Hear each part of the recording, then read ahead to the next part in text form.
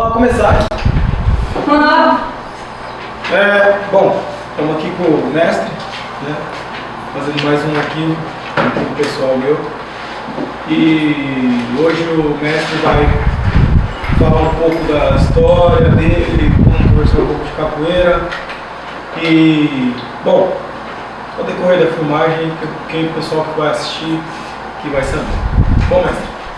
Beleza, estou muito feliz de ter essa oportunidade de estar aqui, ter robô, contramestre robô agora, contramestre pequena, aqui na minha casa, o Tenente também está aqui conosco, o Urso passou por aqui, então a gente está muito feliz de receber o pessoal aqui do Japão e poder retribuir um pouquinho do que foi a nossa recepção aí, já por 2 vezes.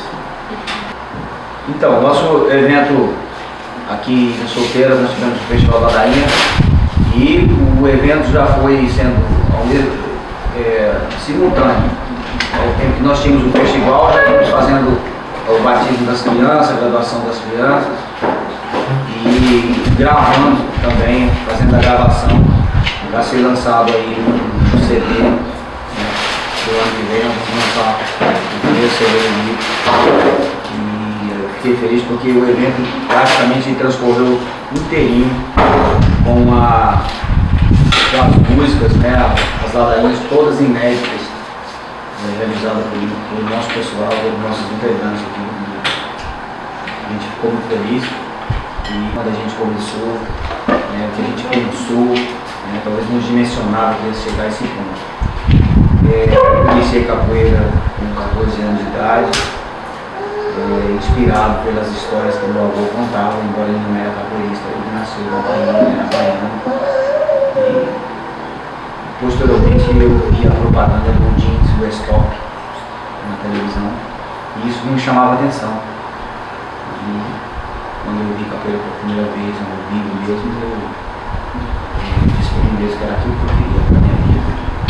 E simultaneamente isso também foi uma época em que na escola eu me lembro bem que o professor um dia parou todo mundo, o professor de educação física, e falou que a gente estava numa fase que a gente devia já ter na cabeça o que a gente queria ser. E consequentemente eu acabei vendo a capoeira e falei, é isso que eu quero ser. E hoje eu posso dizer que eu sou feliz por fazer aquilo que eu sonhei realizar. Meu sonho de criança, eu sou aquilo exatamente que eu projetei para mim como criança, né? Com todas as dificuldades, momentos de felicidade, de tristeza, foi isso que eu projetei para mim, foi isso que eu quis ser capoeirista. O senhor começou capoeira nos anos 70? 80. Eu considero que no ano de 1980. Realmente comecei a achar que eu era capoeirista. Naquele tempo o senhor não conhecia o mestre Márcio? Não conheceu? Não, eu vim conhecer o mestre Márcio 5 anos depois, em 85.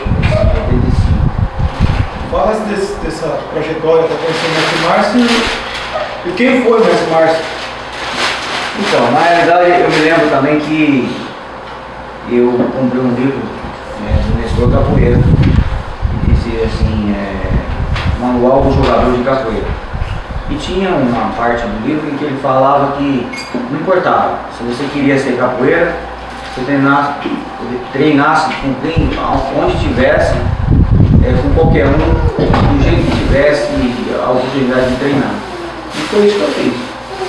Conheci vários capoeiristas e eu só assim, acabei depois conhecendo o mestre Márcio e foi aquilo que eu aprendi com ele que realmente me colocou como capoeirista. Todo lugar que eu fui, a fundamentação que eu sabia, a movimentação, estava realmente assim correta. Porque a gente via muito desencontro de informações, que a gente vinha treinando com pessoas, um com o outro, vendo por livro, televisão. E depois que eu passei a treinar com o mestre Márcio, eu aprendi certinho o histórico do cambal, a sequência do mestre Binga, as chamadas da capoeira Angola. Então foi isso que me garantiu como capoeirista depois disso. eu passei a viajar, ir em eventos, e as pessoas passaram a me respeitar pelo meu conhecimento, aquilo que eu sabia, que era realmente algo assim, bem batia com o que realmente significava a capoeira no geral, no contexto geral, tanto na capoeira regional do estado do Mestre Guima, como na Angola. E como eu falei, né? Quem foi o mestre Márcio? Que linhagem que ele veio? Como o senhor conheceu ele? Eu conheci ele porque eu treinava em 80, no ano de 83, eu paralelamente à capoeira, eu também treinava boxe, eu era boxeador. E nós fomos convidados para fazer parte da equipe de Araçatuba. Nós mudamos para Araçatuba, né? Os atletas de Três Lagoas, onde eu morava, onde eu nasci, mudamos para lá para poder representar Araçatuba, né? Com uma equipe de boxe. Então eu fui cheio de sonho, achando que eu ia ser um boxeador, que eu ia fazer carreira. E lá a gente treinava no estádio todo dia de manhã, e lá tinha vários atletas e ele, de vez em quando ele ia lá treinar, correr, voltar da pista lá, fazer os abdominal, e aí vai conversar bem, você é capoeira, também sou e tal. E depois eu acabei vendo que não era coisa nenhuma, sabia? Então, assim como eu achava que eu sabia. Né? Comecei a treinar com ele, começou a me falar de ser coisa de bimba, chamada, toque de bimbal, né, certinho. Então isso foi assim, um certo choque. Então fez com que eu realmente me inteirasse daquilo que realmente era capoeira. E o mestre Márcio, depois da história dele, né, ele falava que ele aprendeu realmente a capoeira na base aérea, que ele assumiu um sargento. Ele está servindo. Ele está servindo na base aérea, ele está assumindo. E que ele descendia do mestre Arthur Emílio, do Rio de Janeiro. Depois a gente começou a estudar, depois de muito tempo eu comecei a estudar também o perfil do mestre Arthur Emílio. E a gente viu que ele foi um grande capoeirista. Né? E a gente até, quando a gente cogitou a possibilidade de trazê-lo, nosso filho ele faleceu também, de trazê-lo para um evento nosso, para poder realmente aproximar, né, da nossa origem, mas eu considero que nossa linhagem vem do Arthur Emílio, né? Ele foi um grande capoeirista, ele era baiano, né, também, e fala que ele enfrentou vários lutadores também, inclusive venceu alguns alunos do mestre Guima, em luta livre, e todo mundo fala que ele era um capoeirista muito talentoso, e ele também dizia que ele não era nem Angola nem regional, que ele era capoeira. Dessa capoeira aí. É lógico que depois a gente procura se inteirar, ver o momento que a capoeira está vivendo, a capoeira absorver, a capoeira que está rolando, o jeito que é essa capoeira que a gente joga hoje, a capoeira que rola, né? E assim, e de certa forma domina no mundo hoje, né? Forma de jogar, tem guerra, Campo Grande, Angola, eu acho que essa é a nossa linhagem. Bom, a capoeira, desde que o mestre começou, apesar que eu comecei a treinar com o mestre nos anos 90, aí dali surgiu alguma oportunidade, surgiu alguma evolução, né? Surgiu alguma coisa que mudou totalmente o estilo do grupo. E se eu tenho alguma coisa a dizer, como foi que isso foi introduzido no grupo, como que começou, qual foi a sua ideia, o que fez o mestre mudar? Então, na realidade, como a gente vinha dessa linhagem aí, que o mestre Márcio aprendia sempre de Guima, embora o mestre Arthur não era da linhagem do mestre Guima, a gente seguia a sequência de Guima, a gente de certa forma alterando ela várias vezes, né? E isso quando eu cheguei em Ilha Solteira, em dezembro de 85, a gente começou a fazer um trabalho, ter alunos, nós também começamos a ir em eventos da região, de outros capoeiristas, a gente via que a gente estava na frente. Teve curso de capoeira, teve de toques de berimbau, eu via que os capoeiristas da região estavam meio perdidos. Aqui da região, noroeste do estado de São Paulo, a gente via que os capoeiristas tocavam São Bento Grande da Angola e falavam que era regional, usavam mais de 3 berimbau na roda. Existia uma certa disparidade e nós tínhamos esse conhecimento, e essa fundamentação. Isso nos colocou na frente, além da sequência de bíblia que ninguém treinava, ninguém fazia, só nós fazíamos. E posteriormente isso a gente de certa forma conseguiu ter um nível um pouco melhor na região, conseguiu ser respeitado, ser aceito, ser de certa forma até admirado por alguns capoeiristas. E isso nos colocou na frente. E na década de 90 a gente começou a ver algumas mudanças. E começou a falar da capoeira contemporânea e a gente começou a correr atrás, ver o que é isso que está acontecendo. E procuramos também absorver. Porque quando a gente começou a ver, via que aquilo era uma evolução da capoeira, que nós precisávamos seguir. A gente não podia ficar estagnado naquilo que nós estávamos. E eu acho que isso nos garantiu como grupo de capoeira até hoje e fez também com que nós crescêssemos. A partir de muita gente, eu vi muito capoeirista muito mais velho do que eu, que tinha mais experiência de capoeira que eu, não ter essa visão de acompanhar e hoje pararam. Porque não tem mais alunos, nem jogar capoeira mais logo. Então a gente conseguiu ter essa visão e fez com que nosso grupo fosse aceito, ele crescesse. Posteriormente eu fui para Campo Grande também, passei quase 10 anos lá. Isso também a gente dominou o estado, praticamente domina a maioria das cidades que nós estamos integrando na aula. E fez também com que a gente se vinculasse à BPC, a Associação Brasileira de Professores de Música Capoeira, onde estão os mestres velhos, a velha guarda da capoeira na Bahia, estão todos na BPC. E na minha concepção, a organização de capoeira mais bem estruturada e séria que eu encontrei até hoje. Nessa trajetória, eu participei da Federação Paulista em várias fases, dos campeonatos, mas aí a BPC que nós somos vinculados até hoje é algo que eu vejo assim como uma instituição séria. Isso fez com que a gente fosse também conhecido a nível de Brasil. E a BPC realiza uma reunião anual em cada estado, um estado diferente, cada ano um estado diferente. Então isso fez a gente crescer, a gente ir para os eventos, levar alunos, sediamos lá em Campo Grande em 2000 também. Então fez a gente ser conhecido no mundo da capoeiragem, assim, a nível nacional.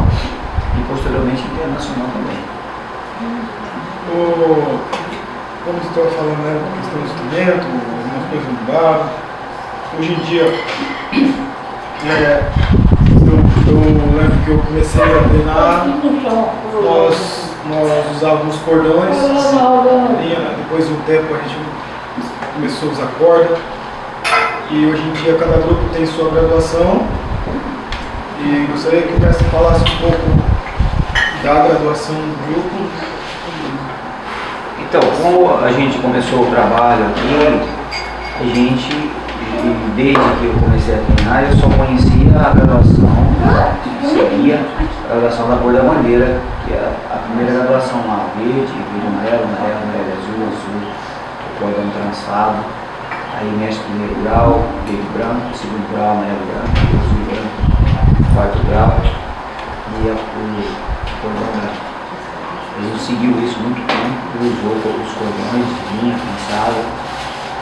E com essa mudança da capoeira contemporânea, a gente viu também que a maioria das pessoas, dos grupos grandes, dos grupos influentes, que estavam jogando a capoeira mais assim atual, todos usavam uma corda.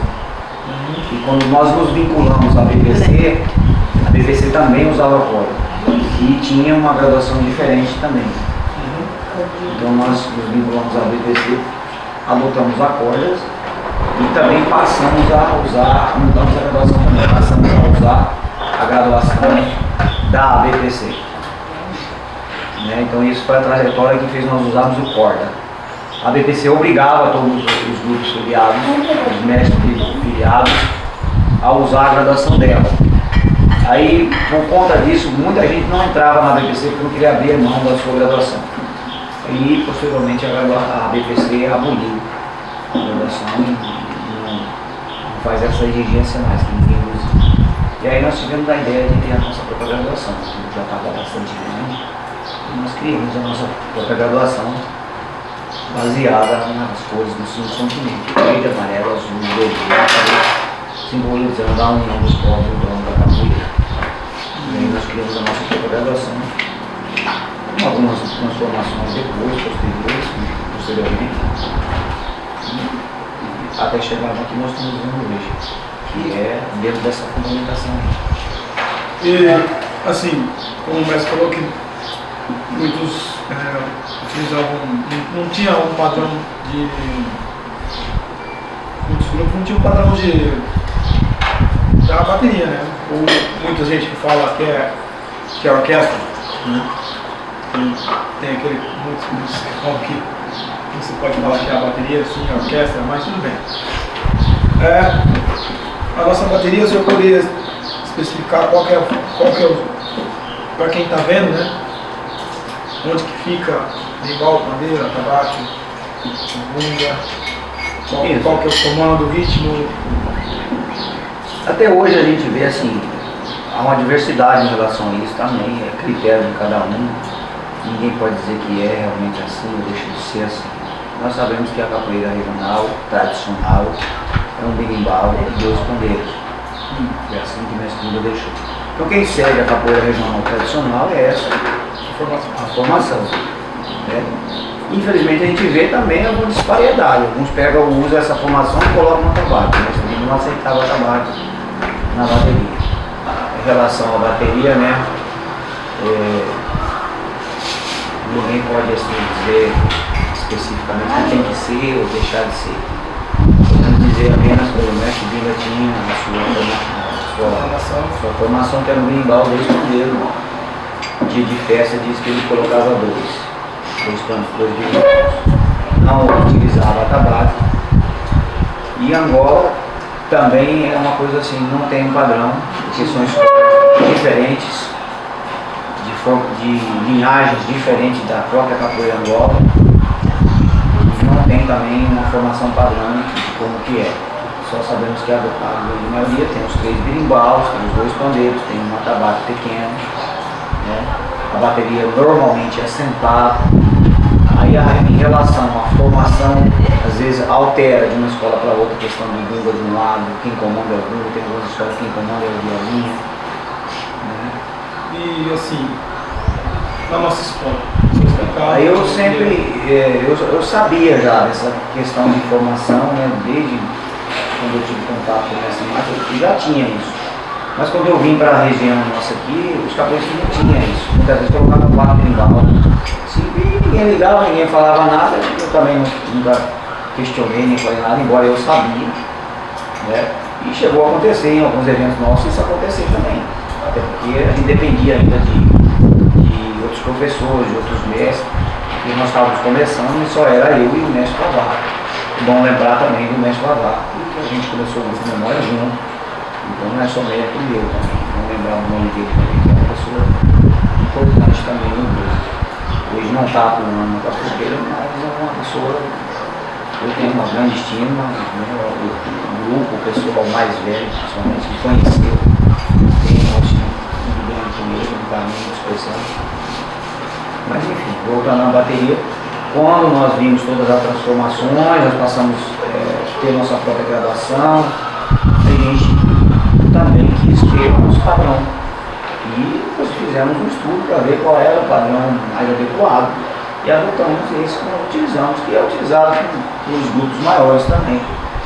Embora alguns grupos já trocaram, mudaram, voltaram a ter a mesma que já usaram anteriormente, a gente já tem visto isso acontecer. Mas nós usamos essa sequência. O bumbo, que é o berimbau principal, do lado esquerdo o atabaque, um pandeiro. Do lado direito é o gunga, o médio, o viola. Quando tiver dois pandeiros, o pandeiro do lado direito. Dividir um pandeiro de cada lado da bateria. O agogô normalmente a gente coloca do lado esquerdo ao lado do berimbau, do lado de pandeiro do lado esquerdo. O agogô de castanha também. A gente não pode usar o agogô de ferro, não, alumínio. O agogô de castanha do Pará ou aquela sapucaia. Não utilizamos. Pode-se colocar o reverb, pode-se colocar outros instrumentos, mas acaba sendo até inadequado. Mas se tiver, caso não há nenhum impedimento que se coloque. Então essa é a formação que a gente coloca. O toque, a gente no médio sempre faz a dobra e o violino é sempre solto. Livre para improvisar o tempo todo. Então é essa a formação e a sequência que nós fazemos na nossa bateria. Isso também a gente vê que é mais uma questão só de padronização, no meu ver, na minha concepção. Porque sinceramente, se você trocar um berimbau para lá, um para cá, eu não acredito que mude alguma coisa em relação ao som. Eu sou especialista em música, mas não acredito que realmente se muda muito a questão de som. É mais uma questão de padronização, de padrão mesmo, para a gente ter um padrão. Então, Seria estético. Estética também. Esteticamente também, isso a gente vê que é mais adequado. Às vezes acontece, a gente, por um vacilo, às vezes você muda a ordem, ou às vezes no momento um berimbau quebra, fica só dois, ou às vezes quebra dois, só fica um, né? E você está num momento que às vezes falta uma corda para pôr o berimbau, um arame, né?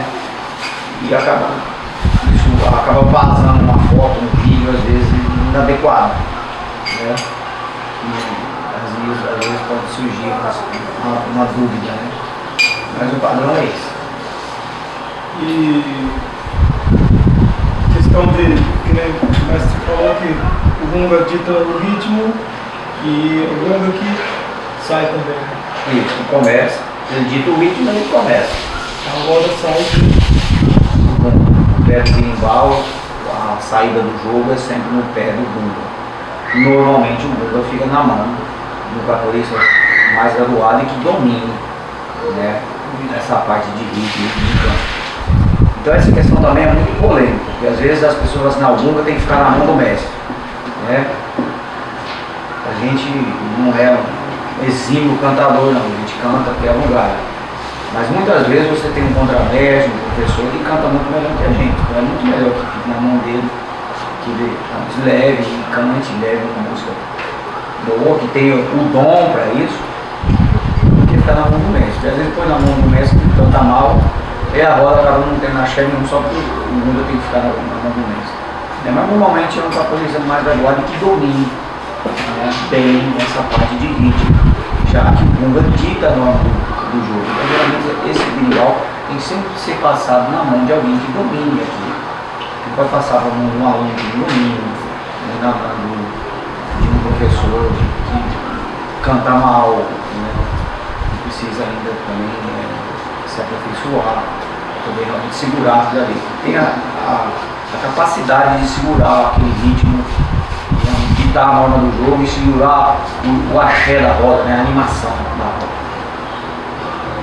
A parte de organização, né, que está explicado, né? Como o mestre falou, tivemos um evento, essa filmagem, se você está vendo agora, né? Esse evento foi em novembro, dia 21, 22 de novembro, né? Dia 21 tivemos um evento na Ilha Solteira, aqui na sede da Ilha Solteira, entendeu? O tempo, 2015, nós estamos em novembro de 2015, e tivemos um festival da ladainha lá, né? Com muitos ritmos e muita gente cantando e mostrando os compositores que o grupo tem. Isso que é bom. Eu disse no começo, né? Eu acho que é um privilégio. Né, depois do evento, na hora que estava acontecendo o evento, A gente na realidade ia fazer a ladainha num dia e batizava, graduação, formatura, em outro dia. Mas ia ficar muito corrido e tínhamos que realizar um evento em Sevilha também, porque o mestre não precisava graduar os alunos dele lá.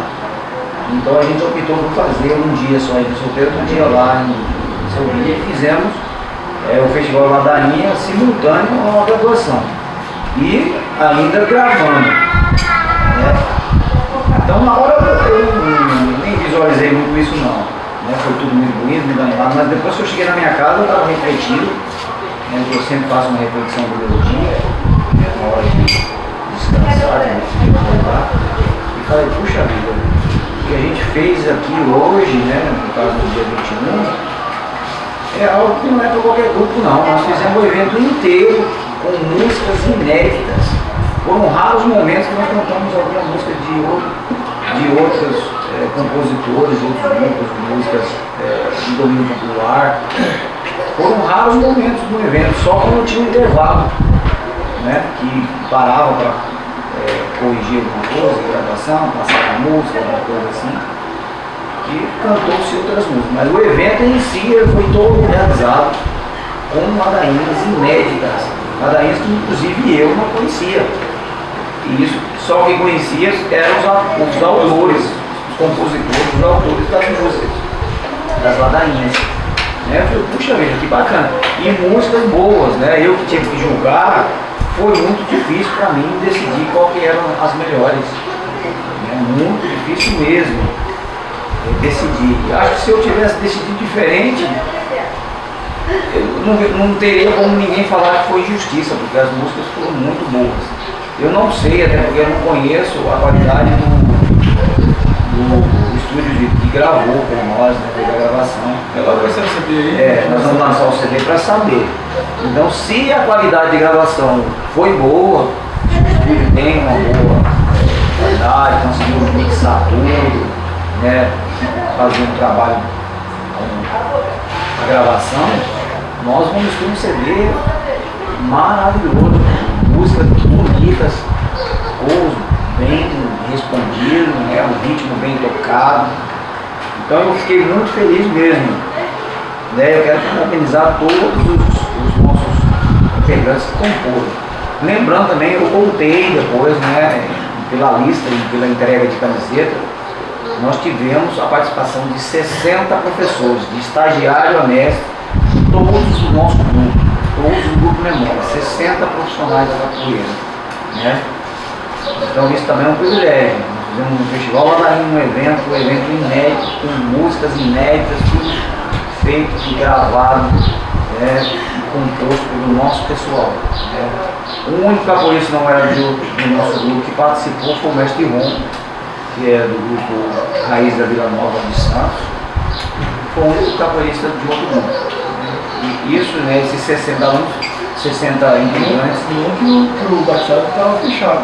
Não que nós estávamos fechados, que nós somos exclusivos, não permite que outros capoeiristas entrem. Na verdade a gente até permite, O problema é que muitas vezes você não tem tempo para isso, até para retribuir a visita, porque tem muitos eventos no ano, não dá para me deixar de um evento de um dos nossos integrantes para ir no evento de outro grupo. Então foi algo assim fantástico. E eu fiquei muito feliz com a divulgação do evento. E daqui mais uns 2 dias que eu realmente vou conseguir ter assim, uma concepção do que realmente foi. A gente ainda está meio aéreo ainda com tudo que aconteceu. Mestre, 30 anos de grupo. 30 anos de grupo Memória, 30 anos na estrada. O senhor vai falar? Eu disse isso lá na minha fala, no momento de fazer a graduação máxima lá para o professor pequeno. Eu disse isso, que os primeiros alunos que eu tive, eu comecei a dar aula, a gente treinava debaixo do pé de manga, debaixo de uma árvore. E esse irmão foi um dos primeiros alunos que eu tive. Ele, de noite, que hoje parou com a capoeira, militar, policial militar da Dois Lagoas. E o mestre Carlão, que hoje está ainda em Portugal também, um dos primeiros alunos que a gente teve. A gente começou de balada. Quando eu cheguei em Ilha Solteira pela primeira vez, eu não conseguia achar a casa do mestre Vavá. E no outro dia eu ia para Silvina, na casa do mestre Limão, na fazenda. E eu acabei de passar a noite na rodoviária, debaixo de um porão da igreja lá. Né? E no outro dia eu peguei o ônibus e fui para Silvina. E hoje a gente está realizando um trabalho com 30 anos de realização. Um evento com 60 profissionais da capoeira, todos do nosso grupo. Ladainhas, todas inéditas, gravamos um CD. Nós vamos lançar um CD desse trabalho. Um trabalho representado em várias cidades do estado de São Paulo, várias cidades de Mato Grosso do Sul, que são os dois estados onde a gente tem o maior domínio. Trabalho em outros estados, como Rondônia, como Tocantins, e ter um integrante dando aula em Salvador, na Bahia, e ser aceito lá. Então isso não é para qualquer um realmente não, eu realmente avalio dessa maneira. Com 30 anos de vida e memória, foram 30 anos difíceis, suados, mas foram compensadores. A gente realizou muita coisa. Você tem um trabalho hoje no Japão, representado no Japão, de forma bem efetiva, bem feita, respeitado por toda a comunidade capoeirista de lá do Japão. O nosso trabalho também é onde a gente tem um professor também, geralmente é muito respeitado pelas pessoas, admirado. Lá em Palmas, que é um lugar isolado, a gente tem um trabalho do duplex. A gente teve, são lugares onde a gente tem menos integrantes, então normalmente participam mais grupos de outros grupos participam, né? E a gente vê os outros grupos elogiar o trabalho, elogiar o profissional que está ali trabalhando, né? E falar, pô, o trabalho aqui está sendo, do grupo de memória, bem aceito, está sendo bem realizado, e a comunidade reconhece o trabalho do professor, reconhece o professor. Então a gente ter o nosso profissional, o nosso representante ser reconhecido aonde ele está atuando, isso é realmente assim, uma grande alegria para nós e uma satisfação. Então, poxa, 30 anos aí que valeu a pena. Bom, a gente queria continuar muito mais a conversa, outra hora a gente volta a conversar mais com o mestre. E obrigado pela recepção pelo dia. E a gente também quer agradecer aqui a Márcia, que ela não está querendo aparecer aqui na filmagem. Ela que proporcionou o nosso café da tarde aqui, na casa do mestre. Então eu tenho o privilégio de estar com o meu mestre aqui na casa dele e tomar o café, né Márcia? Então, dá um oi aí, só de longe. Oi! Então, a Márcia outra hora ela aparece no vídeo, né Márcia? Quando eu não tiver que tabelado. E só tenho a agradecer ao mestre pelo ensinamento e por tudo que tem dado, passado. Outra hora a gente continua mais, quero fazer mais vídeos com o mestre, falando mais sobre capoeira, algumas coisas talvez mais específicas. E é isso aí. Então, eu fico feliz também de receber vocês aqui, o tenente está aqui na minha casa, dividindo a parte com o meu filho. E é sempre uma satisfação. E eu queria dizer mais uma vez que todos os anos quando a gente realiza o evento, né, o Grupo Memória realmente é como ter um sentimento de família. E todo ano que a gente realiza, né, a gente sente falta de alguns que não estão aqui presentes, né. E para mim é como um pai que faz uma festa de Natal e no dia do jantar de Natal falta do filho, né. E dessa vez a gente teve a oportunidade de ter o nosso filho tão longe, do Boi a pequeno.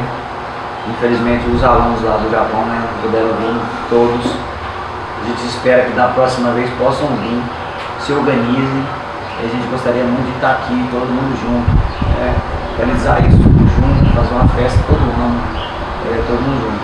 E se tudo der certo, né, não sei, né, talvez o ano que vem não, mas em 2017 a gente vai estar no Japão novamente. É isso aí. Valeu, mestre. Obrigado. É isso aí. Falou, pessoal. Abraço.